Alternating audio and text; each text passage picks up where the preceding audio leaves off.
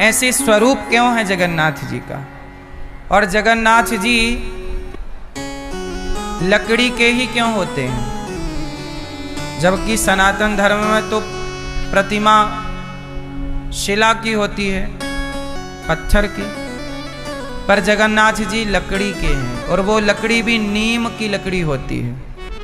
कौन सी लकड़ी? नीम। अब जगन्नाथ जी कौन है, कैसे प्राकट्य हुआ, कौन बने, जगह हाथ कहाँ चले गए, आंख कहाँ गई, मुंह कहाँ गया, पांव कहाँ गए, ये सब सवाल हैं, सबका उत्तर जानेंगे। आज बड़ा पावन पर्व है इस देश में जगन्नाथ जी की यात्रा का। हमारे परीक्षित बन के श्रीमती शिवानी गुप्ता जी, मैया ने बड़ा पुण्य का कार्य किया कि इस पावन पर्व में हम सबको भगवान की कथा से जोड़ दिया है ना। जगन्नाथ जी की यात्रा निकल रही है, जितना पुण्य जगन्नाथ जी की यात्रा में शामिल हुए लोगों को मिलेगा, उतना ही पुण्य घर बैठे जगन्नाथ जी की कथा सुनने से घर बैठे आपको प्राप्त हो जाएगा। तो आज हम बात ज़्यादा से ज़्यादा भगवान जगन्नाथ जी की ही करेंगे, सुनेंगे। तो हमारी मैया श्रीमती शिवानी गुप्ता जी अपने पति स्वर्गीय श्री अजय गुप्ता जी के लिए ये कथा का आयोजन है। इनके पुत्र ओम गुप्ता जी, मनन गुप्ता जी, समस्त गुप्ता परिवार वैशाली गाजियाबाद से हैं। सारे लोग आए हैं परिवारी जन, जो नहीं आए वो टीवी यूट्यूब पर सुन रहे हैं। आप भी कथा अपने टीवी पर या अपने मोबाइल पर अनिरुद्धाचार्य टाइप किया करो तो आपके मोबाइल पर भी कथा आ जाएगी। और आज आपको बता दें कि मोबाइल पर यूट्यूब पर भी 1,58,00,000 लोग जुड़े हैं यूट्यूब से। आप भी अपने आप को जोड़ लीजिए, चैनल को सब्सक्राइब कर लीजिए। इस तरह से अनिरुद्धाचार्य टाइप करिए तो आपके मोबाइल पर भी यह खुल के आ जाएगा। आप भी देख लीजिए, आप भी चैनल से जुड़ जाइए, कथाएं सुनते रहिए। जगन्नाथ जी की रथ यात्रा क्यों और कैसे, तो सुनो। जगन्नाथ भगवान कौन है पहले ये बताओ, कौन है जगन्नाथ जी? कौन? भगवान श्री कृष्ण। भगवान श्री कृष्ण के बारे में आपने सुना होगा कि भगवान वृंदावन से द्वारिका चले गए थे। कहाँ चले गए? जब द्वारिका भगवान कृष्ण गए तो द्वारिका से भगवान 100 सालों के बाद, 100 वर्ष के बाद भगवान वापस वृंदावन आए। कितने साल दूर रहे वृंदावन से? क्यों? क्योंकि राधा रानी से कृष्ण का 100 वर्षों का वियोग हुआ। क्यों हुआ? क्योंकि राधा रानी को उनके भैया श्री दामा ने श्राप दे दिया था कि आपको कृष्ण का 100 वर्षों का वियोग होगा। भगवान श्री कृष्ण की टोटल लीला थी 125 वर्ष की। इस धरती धराधाम पर भगवान कृष्ण कितने वर्ष रहे? 125 वर्ष, जिसमें 10.5 साल तो वृंदावन में रहे। 10.5 साल के बाद भगवान वृंदावन से मथुरा चले गए। वहाँ 10.5-11 साल की उम्र में भगवान ने कंस को मारा। फिर कंस को मार करके पढ़ने उज्जैन गए, जहाँ सुदामा जी से दोस्ती हुई। फिर वहाँ से मथुरा फिर वापस आए, तो लंबे टाइम तक मथुरा ही रहे, वृंदावन आना जाना नहीं हुआ। फिर क्या हुआ कि भगवान श्री कृष्ण ने जरासंध को 17 बार युद्ध में हराया। जरासंध कौन था? कंस का ससुर। जरासंध की 2 बेटियां थीं, अस्ति और प्राप्ति। इन दोनों का विवाह कंस से हुआ। जब कंस मारा गया तो कंस के ससुर तिलमिला गए, तो जरासंध ने अटैक कर दिया द्वारिका मथुरा पर। तो भगवान जरासंध से लड़े 17 बार, उसे हराया, भगाया। अब आप एक सवाल पूछ सकते हैं कि जब मथुरा में ही भगवान वर्षों तक थे तो वृंदावन क्यों नहीं आए?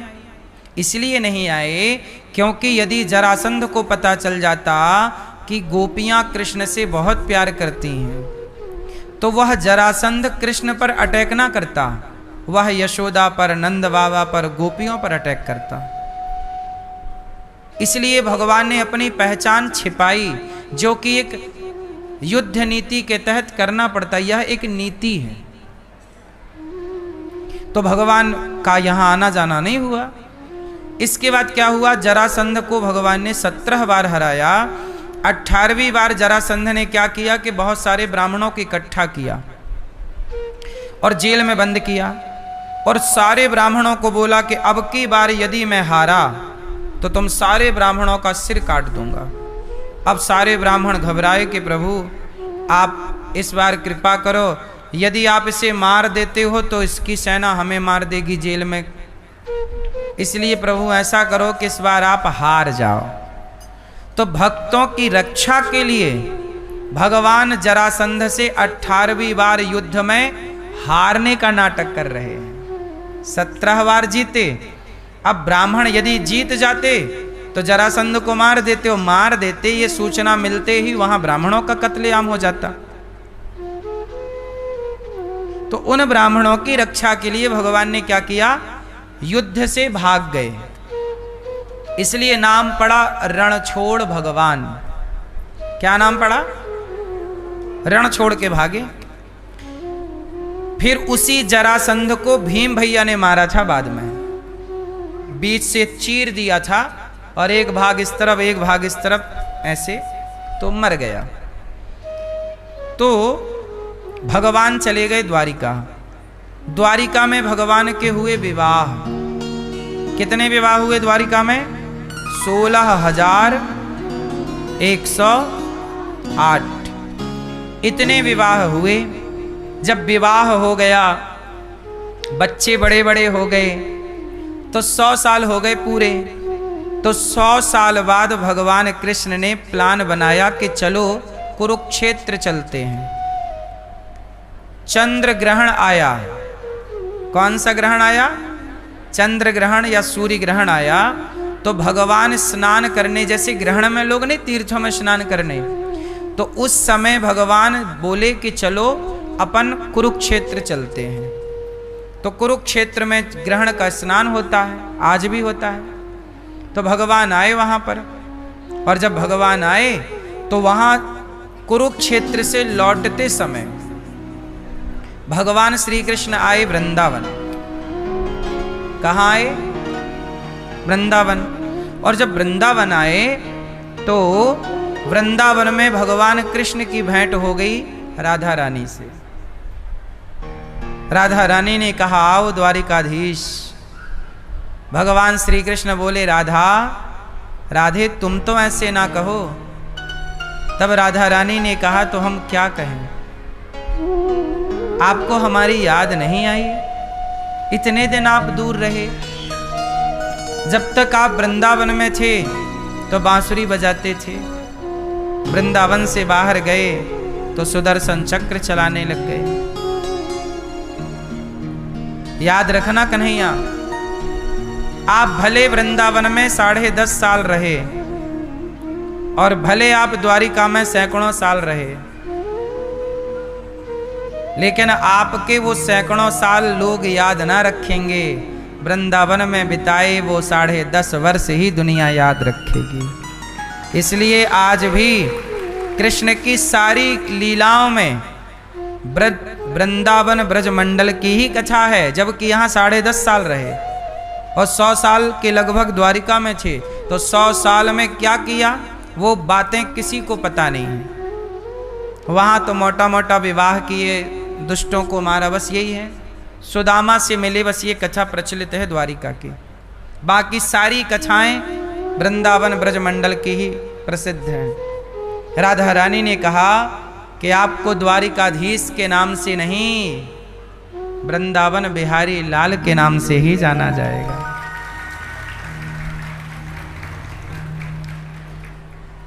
राधा रानी कृष्ण की भेंट हुई 100 वर्षों के बाद। अब देखो जगन्नाथ जी कैसे प्रकट हुए। अब चलते हैं इस कथा पर। तो ये घटना वृंदावन की है। भगवान कृष्ण अकेले नहीं आए, उनकी 16,108 पत्नियां भी आई। तो 16,108 पत्नियों ने माता यशोदा को पहली बार देखा। तो माता यशोदा से कहा कि मैंने सुना है कि ये गोपियां कृष्ण से बहुत प्रेम करती हैं, तो कृष्ण जब चले गए गोपियों को छोड़कर, तो कृष्ण के बिना गोपियां कैसे रहीं, जरा हमें वो कथा सुनाओ। यशोदा बोली मैं तो नहीं सुना सकती। तब कौन सुनाएगा? बोले रोहिणी माता सुनाएंगी। तो रोहिणी माता सुनाने लग गई। अब रोहिणी माता बैठी और 16,108 पत्नियां और गोपियां और सारे ब्रजवासी सब बैठे, कथा चल रही है कि कृष्ण जब गए तो गोपियां कैसे रोईं, किस तरह से गोपियों ने याद किया, भगवान के लिए कैसे कैसे आंसू बहाए। जब गोपियों के प्रेम का वर्णन माता ने किया, रोहिणी माता ने, और राधा रानी के विरह का वर्णन किया, किस तरह गोपियां रोईं, खाया तक नहीं, पानी तक नहीं पिया, बस कृष्ण कृष्ण कृष्ण जपती रहीं और अश्रु सूखे नहीं। 100 वर्ष हो गए, आंखों की धारा सूखी नहीं। जब देखा तब आंखें गीली ही पाई। ऐसा प्रेम। कोई रोता है तो दिन भर रोएगा, 2 दिन रोएगा, कोई हफ्ता भर रोएगा, कोई महीना भर रोएगा, कोई एक सी धारा में सालों तक तो नहीं रो सकता, कोई एक सी धारा में वर्षों तक तो नहीं रो सकता। पर गोपियां रोईं, श्री राधा रानी रोईं। और जब गोपियां रोईं, राधा रानी इस तरह तड़पी, इस तरह रोईं कृष्ण के बिना, पर उन्होंने कभी आंख नहीं खोली। आंखें टपकती रहीं, अर्थात अश्रु टपकते रहे, नेत्र बंद रहे। किसी ने कहा राधा एक बार हमें तो देख लो। राधा बोली कि जिसे देखना था वो तो छोड़कर चला गया, अब किसे देखने के लिए नेत्रों को खोलूं। तो राधा रानी ने नेत्र बंद कर लिए। और सोचिए, कृष्ण के जाने के बाद राधा रानी ने अपनी आंखों को खोला नहीं। 100 वर्षों तक आंखें बंद रहीं। जब ये प्रेम सुना कि राधा रानी ने हमारे लिए इतना सहा, इतना त्याग किया, तो उस प्रेम में भगवान श्री कृष्ण, अरे गोपियां रोई तो आंखों से आंसू बहे, पर कृष्ण उस प्रेम में ऐसे भीगे और विरह की अग्नि में ऐसे जले कि लोग रोते हैं तो आंसू बहते हैं, कृष्ण जब रोए तो आंखें ही बह गईं। अब आप कहोगे कैसे? तो सोना और लोहा जब भट्टी पर डालो तो पिघल जाता है कि नहीं? बोलो हाँ। ऐसे अधिक प्रेम में, विरह की अग्नि में, विरहाग्नि, विरह की अग्नि में भगवान श्री कृष्ण का शरीर पिघलने लगा, जैसे अधिक ताप पर लोहा और सोना पिघलकर पानी हो जाता। भगवान कृष्ण ऐसे प्रेम में पिघले, ऐसा प्रेम में, विरह में डूबे, विरह की अग्नि में ऐसे जले कि आंखें ही पिघल कर बह गईं, हाथ बहने लग गए, पांव बहने लग गए। और वहां कृष्ण, बलराम और सुभद्रा तीनों खड़े, और तीनों की यही स्थिति। तब नारद जी आए। नारद जी ने रोहिणी माँ के चरणों में निवेदन किया कि माता कथा रोको, भगवान को देखो क्या हुआ। माता ने रोका, पलट कर देखा तो भगवान की आंखें बह चुकी थी, हाथ जा चुके थे आधे। और कथा सुनाती तो पूरे कृष्ण पिघल जाते, पर कथा रोक दी गई। अब दौड़े दौड़ी राधा रानी आई, यशोदा मैया, कन्हैया क्या हुआ, प्रभु क्या हुआ? भक्तों ने कहा ये आपकी हालत कैसे हुई, कौन सा वैद्य बुलाएं कि आप ठीक हो जाएं? जब ऐसा सब कहा सबने, तब श्याम सुंदर ने कहा कि मेरा कोई इलाज नहीं है। 100 वर्षों तक राधा रानी मेरे लिए तड़पती रही, रोती रही, तो राधा के प्रेम ने मुझे ऋणी बना दिया। अब मैं राधा के प्रेम के ऋण को चुकाने के लिए यूं ही खड़ा होकर अपने भक्तों का, अपने